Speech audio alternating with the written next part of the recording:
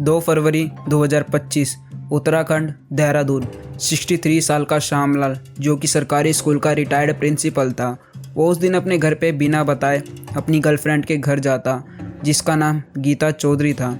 ये दोनों कम से कम 12 साल से रिलेशनशिप में थे और यहाँ तक कि श्यामलाल गीता से डबल उम्र का था, पर तभी भी दोनों एक दूसरे से बहुत प्यार करते थे। उस दिन श्यामलाल उसके घर के अंदर तो जाता है, पर फिर कभी वहाँ से बाहर नहीं आता।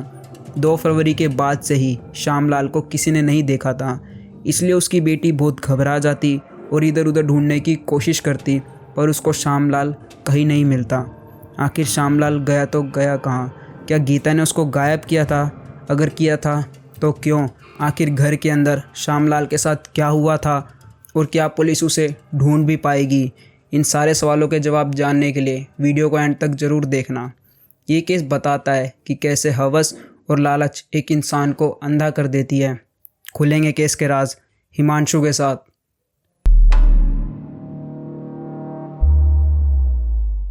तीस साल की गीता देहरादून की रहने वाली थी।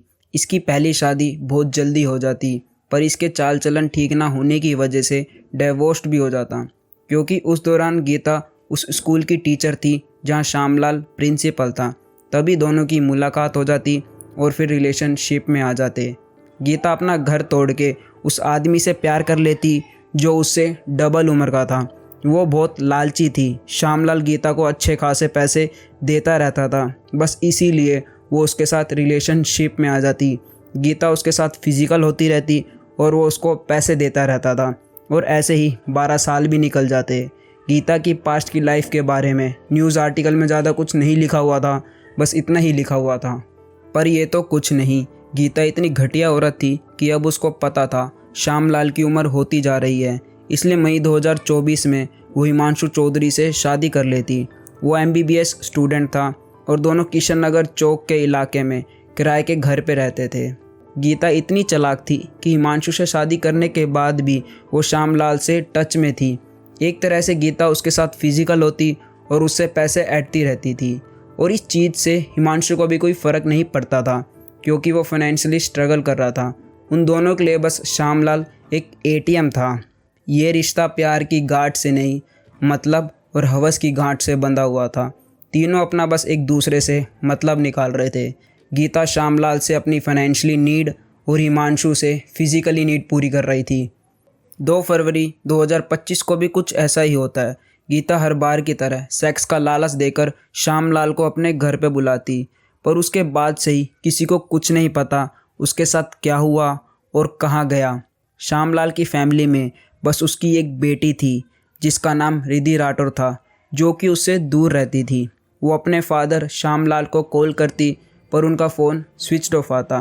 पहले तो निधि कोई टेंशन नहीं लेती, क्योंकि कोई इतनी बड़ी बात नहीं थी, पर एक नहीं 2-3 दिन बीत जाते हैं और तब भी श्यामलाल का फ़ोन स्विच ऑफ ही आता है। तब वो बहुत टेंशन में आ जाती। फिर वो अपने रिश्तेदारों को कॉल करके श्यामलाल के बारे में पूछती है, पर उनको भी कुछ नहीं पता था। इसके बाद बिना किसी देरी के 7 फरवरी 2025 निधि कोतवाली पटेल नगर पुलिस स्टेशन जाकर अपने फादर की मिसिंग कंप्लेंट लिखवा देती है। अब फ़ौरन पुलिस अपनी इन्वेस्टिगेशन स्टार्ट कर देती। पहले पुलिस 2 फरवरी की CCTV फुटेज देखती कि श्यामलाल घर से कब निकला, और उसको फॉलो करते करते वहाँ पहुँच जाती है जहाँ श्यामलाल गया था। तब पुलिस को ये पता चलता है कि वो एक घर के अंदर तो घुसा था, पर कभी वहाँ से बाहर नहीं निकला था। अब पुलिस श्यामलाल की तलाश में उस घर के पास पहुँच जाती है, जो कि हिमांशु चौधरी का था, पर साथ ही उस गेट पे ताला भी लगा हुआ था। मतलब गीता और हिमांशु चौधरी फरार हो चुके थे। और आगे इन्वेस्टिगेशन के दौरान पुलिस को कॉल रिकॉर्ड से ये भी पता चलता है कि गीता और श्यामलाल 12 साल से रिलेशनशिप में थे। अब इसमें कोई शक नहीं था, श्यामलाल के गायब होने के पीछे गीता और हिमांशु चौधरी का ही हाथ है। इसलिए फ़ौरन पुलिस उन दोनों की तलाश में लग जाती है। यहाँ तक कि पुलिस दोनों के नंबर को सर्वेलेंस पे रखती, जिससे पुलिस को 2 चीज़ों का पता चलता है। पहला, वो दोनों एक जगह से दूसरे जगह भाग रहे थे, एक जगह नहीं टिक रहे थे। कभी मुंबई, जयपुर, प्रयागराज, कुरुक्षेत्र पुलिस से बच के भाग रहे थे। और दूसरा, गीता जब भी अपने फ़ोन को ऑन करती, तब वो किसी को कॉल करे ना करे, अपने भाई अजय और ब्रदर इन लॉ धनराज को ज़रूर कॉल करती है। जिससे पुलिस को शक होता।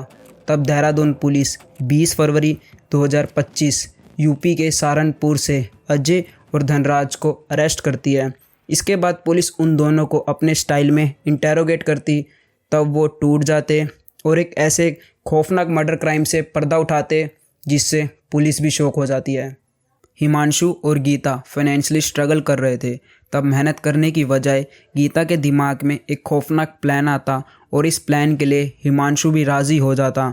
अब 2 फरवरी 2025 गीता बहाने से श्यामलाल को अपने घर पे बुलाती और उसके साथ इंटीमेट होने का ट्राई करती ताकि हिमांशु उसको रिकॉर्ड करके दोनों उसको ब्लैकमेल कर सके। पर इस बात की खबर श्यामलाल को हो जाती कि उसके खिलाफ़ कोई साजिश रची जा रही है। तब वो उस चीज़ का विरोध करता है, पर तब तक बहुत देरी हो चुकी थी क्योंकि हिमांशु और गीता श्यामलाल का गला दबा के उसको मौत के घाट उतार देते और मर्डर करने के बाद दोनों पूरी रात डेड बॉडी का ठिकाने लगाने का सोचते। फिर गीता अपने भाई अजय को कॉल करके इस कांड के बारे में बता देती। इसके बाद 4 फरवरी को अजय अपने जीजा धनराज के साथ गीता के घर आता। मतलब हैवानियत देख रहे हो। मर्डर करने के बाद 2 दिन तक हिमांशु और गीता श्यामलाल की डेड बॉडी के साथ ही रहते हैं। पर ये तो कुछ नहीं, ये राक्षस यहीं तक नहीं रुके। हिमांशु डॉक्टर की पढ़ाई कर रहा था, इसलिए उसे ये बात पता थी कि 2 दिन के बाद डेड बॉडी का खून सूख जाता है। इसलिए चारों मिलके पुलिस से बचने के लिए सर्जिकल नाइफ से श्यामलाल की डेड बॉडी के छोटे छोटे टुकड़े करके उसको प्लास्टिक बैग में पैक कर देते हैं। सीरियसली चारों इंसान की भेष में जानवर ही थे और हिमांशु अपनी डॉक्टर की नॉलेज किस घिनौने घटिया काम में इस्तेमाल कर रहा था। इसके बाद श्यामलाल की बॉडी के टुकड़ों को अजय और धनराज कार में देहरादून से सहारनपुर के सकन कैनाल में फेंक देते। पुलिस को अपने सारे सवालों के जवाब मिल चुके थे कि श्यामलाल को किसने, क्यों और कैसे मारा, पर अब तक मेन कल्प्रेट हिमांशु और गीता फरार थे। यहाँ तक कि पुलिस उन दोनों को पकड़ने के लिए उनके ऊपर 25,000 तक का इनाम रखती है। इसलिए 8 दिन बाद 28 फरवरी 2025 अमृतसर से श्यामलाल का मर्डर करने के लिए पुलिस हिमांशु और गीता को हिरासत में लेती। पुलिस के पास एविडेंस के रूप में बॉडी के टुकड़े और मर्डर वेपन था, जो कि उनको कोर्ट में गुनहगार ठहराने के लिए काफ़ी था। साथ ही इस केस में जितना हिमांशु और गीता भागीदार थे, उतना ही अजय और धनराज भी थे। मतलब दोनों ने अपनी सहूलियत के हिसाब से श्यामलाल का यूज़ किया। सीरियसली गीता कितनी घटिया औरत थी, उसमें लालच और हवस कूट कूट के भरी हुई थी।